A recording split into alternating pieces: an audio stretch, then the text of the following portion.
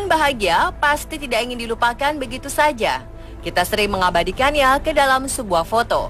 Namun bagaimana jika foto yang mengabadikan momen bahagia itu juga mengingatkan kita pada sebuah peristiwa mengerikan? Inilah 7 kisah mengerikan di balik foto bahagia.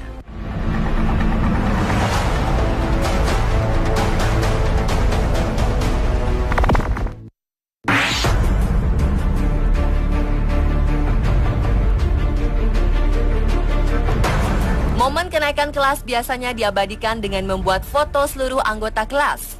Beberapa sekolah juga membuat buku tahunan dan mengabadikan foto-foto bahagia murid-murid dan warga sekolah lainnya. Ini adalah momen yang diabadikan oleh SMU Columbine di Amerika Serikat pada tahun 1999. Siapa sangka beberapa orang dalam foto ini menjadi korban penembakan yang pelakunya juga terdapat dalam foto ini. Eric Harris dan Dylan Klebold menjadi tersangka penembakan berada di sudut kanan atas dengan pose tangan seperti menembak ke arah kamera. Beberapa hari setelah foto ini diambil, 2 pelajar dari sekolah ini melakukan penyerangan bersenjata api. Eric Harris dan Dylan Klebold menembakkan senjata otomatis dan melemparkan bom rakitan kepada teman-teman dan guru di sekolah mereka sendiri. Teror di sekolah ini menewaskan 25 orang dan membuat 15 orang lainnya luka parah karena tembakan 2 pelajar ini. Petugas keamanan khusus pun diturunkan untuk mengamankan serangan ini. Namun kedua pelaku tidak berhasil ditangkap. Setelah melukai puluhan siswa dan guru, mereka ditemukan tewas di perpustakaan. Pemeriksaan polisi menyatakan kedua siswa ini melakukan aksi bunuh diri setelah apa yang mereka lakukan di sekolah.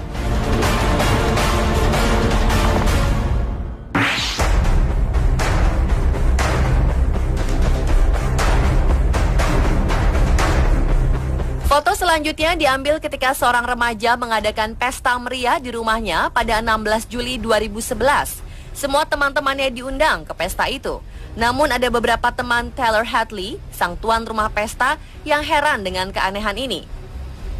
Pasalnya, mereka tahu betul kalau orang tua Taylor terkenal galak. Namanya remaja, kecurigaan itu tidak menjadi masalah buat mereka. Dengan gembira, remaja seumuran Taylor berbondong-bondong datang. Taylor tidak punya banyak sahabat, namun ada kurang lebih 60 orang yang datang memenuhi undangan Taylor yang disebar di akun Facebooknya. Ketika mereka berpesta, orang tua Taylor tidak ada di rumah. Taylor mengaku bahwa orang tuanya sedang berpesta keluar kota. Pesta di rumah Taylor sangat meriah dan berlangsung hingga lewat dini hari. Ketika teman-teman sedang berpesta, Taylor memanggil sahabatnya dan mengakui kesalahannya. Namun sang sahabat menganggap pengakuan itu hanya sebuah lelucon. Sampai akhirnya Taylor menunjukkan kamar tempat jasad orang tuanya disimpan. Taylor pun dilaporkan ke polisi dan mendapat hukuman setara dengan orang dewasa. Banyak yang menginginkan dia dihukum mati, namun karena masih remaja, dia dijatuhi hukuman seumur hidup di penjara.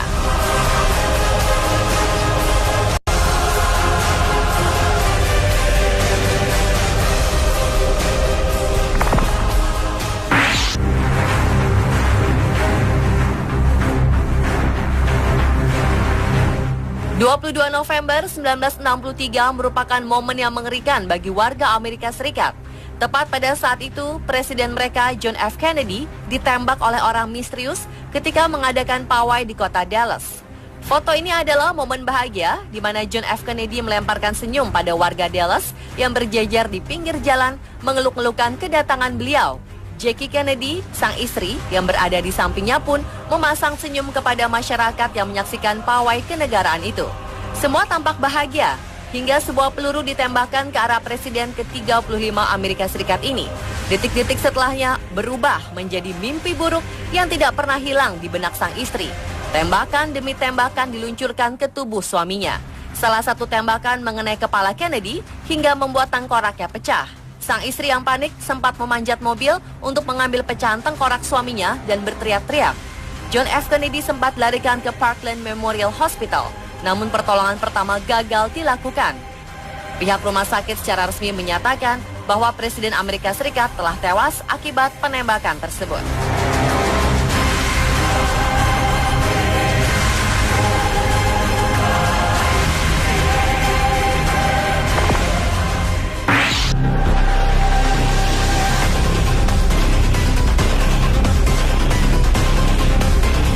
Foto berikutnya Selanjutnya merupakan kisah seorang anak orang kaya yang bosan dengan kehidupan mewahnya.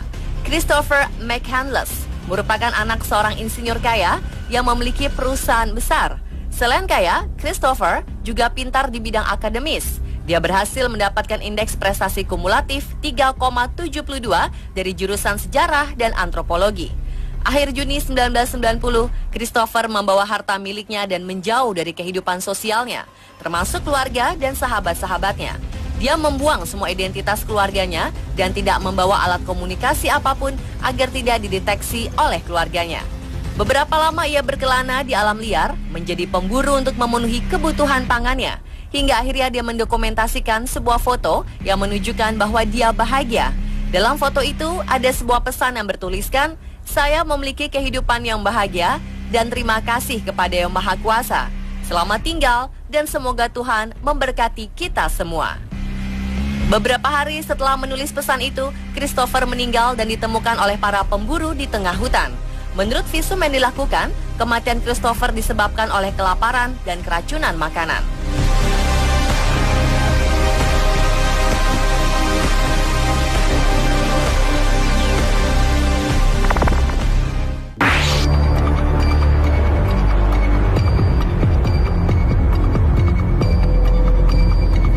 Sekilas foto ini terlihat menakjubkan. Seseorang bisa menangkap momen orang yang sedang melayang di atas gedung tinggi. Orang di dalam gambar juga menunjukkan wajah cerianya ketika melakukan aksi yang indah ini. Namun siapa sangka foto yang indah ini merupakan foto terakhir Pavel Kashin, seorang atlet freerunner dari Rusia. Pavel merupakan freerunner yang sangat berbakat. Dia sering melakukan aksi-aksi berbahaya di tempat-tempat ekstrim, seperti di atap gedung bertingkat ini. Namun kali ini Pavel melakukan kesalahan yang fatal hingga tidak bisa mendarat dengan sempurna di tepi bangunan. Sesaat setelah foto ini terekam, Pavel jatuh dari gedung berlantai 16 itu.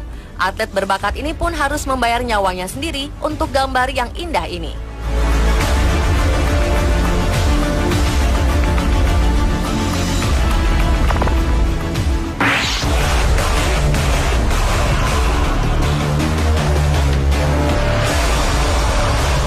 Selfie ibu dan anak sering ditemukan di laman Facebook seseorang. Ini juga ditemukan pada akun Facebook Gary Slock, salah satu korban tragedi pesawat Malaysia Airlines MH17 yang ditembak di Ukraina. Gary mencoba mengabadikan momen bahagia ketika dia dan ibunya hendak berlibur dan mengunggahnya ke Facebook. Tragisnya, beberapa saat setelah selfie itu diposting ke media sosial, anak dan ibu ini tewas bersama 296 penumpang dan awak pesawat naas ini. Foto ini menjadi foto terakhir Gary dan ibunya Petra Slock.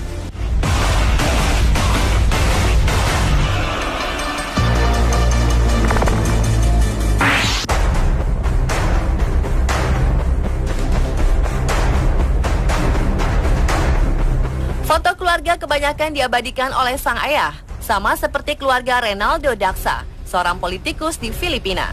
Malam yang bahagia dilalui bersama keluarga selalu diabadikan oleh sebuah foto. Namun foto ini merupakan karya Renaldo Daksa yang terakhir bagi keluarganya. Sebagai seorang politikus, pasti ada saja yang tidak menyukainya dan menginginkan kematiannya. Malam di mana dia menghabiskan waktu dengan keluarganya menjadi malam teror bagi anak dan istrinya. Renaldo ditembak tepat di bagian dada ketika dia sedang mengabadikan wajah keluarganya. Hasilnya sang pelaku terekam dalam foto yang menggambarkan senyum 3 wanita. Seorang pria terlihat menoleh ke arah pelaku ketika foto diambil. Renaldo sempat dilarikan ke rumah sakit untuk mendapatkan pertolongan. Namun dia menghembuskan nafas di perjalanan ke rumah sakit. Itulah pemirsa 7 kisah mengerikan di balik foto bahagia versi on the spot.